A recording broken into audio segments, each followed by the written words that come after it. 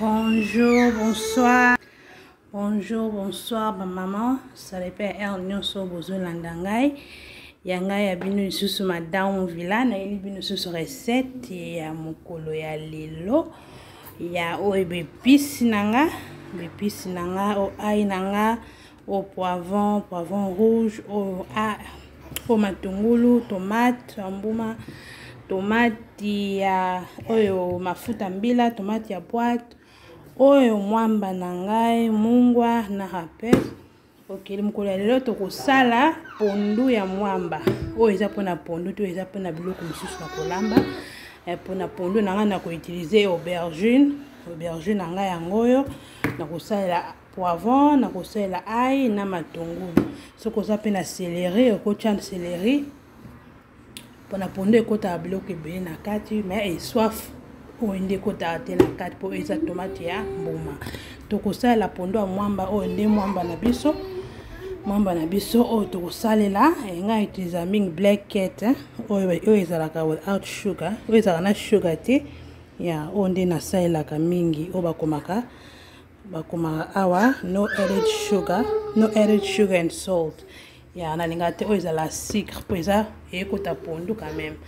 Ok ba mama oyo tozali na soso na biso ya makasi oyo ezotoka soso na biso ya makasi na episaki yango na tie matungulu nanga na tie matungulu na tie mwa poivron etoka na poivron na épice na ai moni yango nde ezotoka na tie yango penza mai ebele te na linga etoka na mwa moke comme ça na kalingi comme ça na kokalinga yango po na sala ngo mwa sauce moni déjà mai ça va po na mai ekiti penza ça va.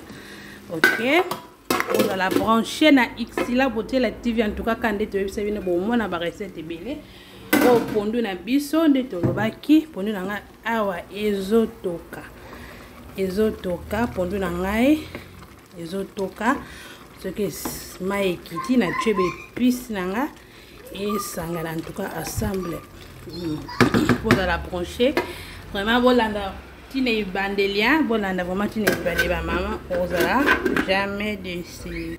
Oh tu es les soso nangolo na biso na kata yango te mais le kai munene yone na kata on a deux parties na okata katango bien pona passer yango oyebi nde ngolo ezalaka vraiment zei makasi il faut ko sokola ngo penza bien kozwa penza temps ya ko sokola ngolo pona mpapa nangolo na biso na kata yango te mais le kai munene yone na kata on a deux parties na okata katango bien pona passer yango oyebi nde ngolo ezalaka vraiment zei makasi il faut ko sokola ngo penza bien kozwa penza temps ya ko sokola ngolo pona papa beba na temps bazolia biloko ezala zei te.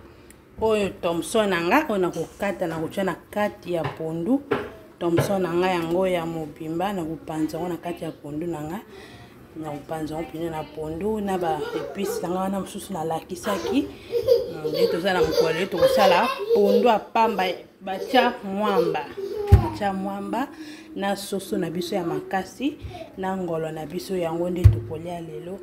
En tout cas vous allez brancher, vous allez vraiment brancher bolanda penza na bikebi. Ok voilà ba maman pondu nanga yango yo o ba épices nanga na zo mélanger c'est quoi ensemble na mélanger aubergine matungulu ba ni nanga nyonso ai na zo mélanger ngo esangana comme ça ibanda kotoka etoka na zo mélanger aubergine nanga poivron ai litungulu nyonso na mélanger na kati ya pondu nanga azozela esangana ebanda sikoyo kotoka pondu na biso ya moyo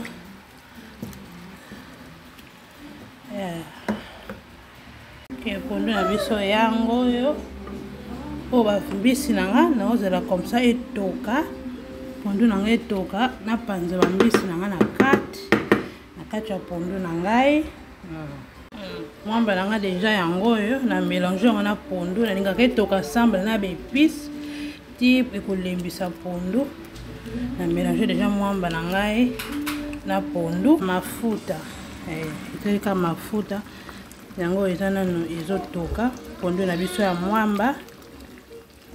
Na biso ya mwamba yango oyo. Ya. Ope ngolo na biso. Nde na lobaki ngolo na episa yango na osala yango ndenge mosusu. Jour wana nasalaki yango ndenge mosusu lelo mpe na osala yango marque mosusu. Oyo eza épice nazokalinga mpo natya na ngolo na osala tomate mbuma le nasangisi na kati. En tout cas bozala branché na X là botie la TV bozala jamais d'ici oyo eza litungulu nanga poivron rouge na poivron nanga na oignon na tie na ndambo ya ail ezotoka et se mélanger comme ça natya tomate nanga ya mbuma comme ça nasangisa awa na ngolo na ngai.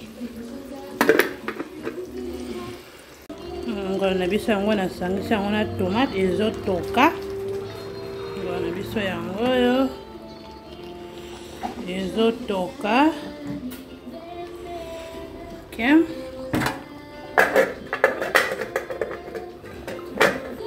Mafuta na biso pe yango oyo na okalinga yango comme ça. Asanso na pondu na biso. Bode pondu na biso elembe. Na boka ma pilipili mbuma na kati. Pa pilipili mbuma tsala ka mwa bien na kati. Tozela kaka. Soso na biso. Keka na kalinga yango. Soso na biso makasi na tokisaki yango. Keka na kalinga. Ngolo na biso pe nde tolobaki yango eza kotoka.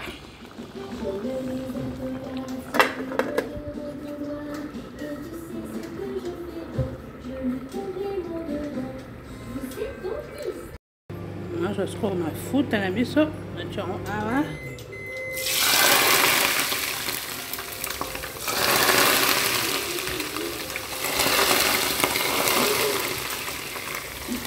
Okay.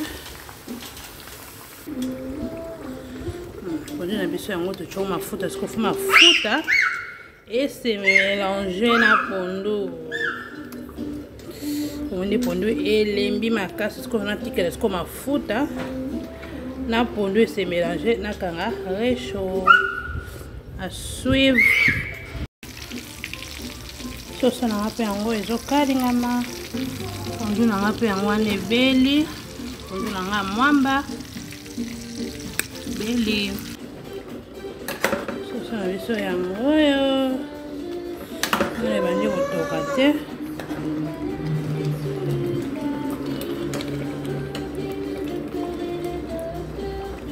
En tout cas ba recette na biso ya soso makasi yango oyo résultat ya pondu ya mwamba yango oyo résultat ya ngolo na biso.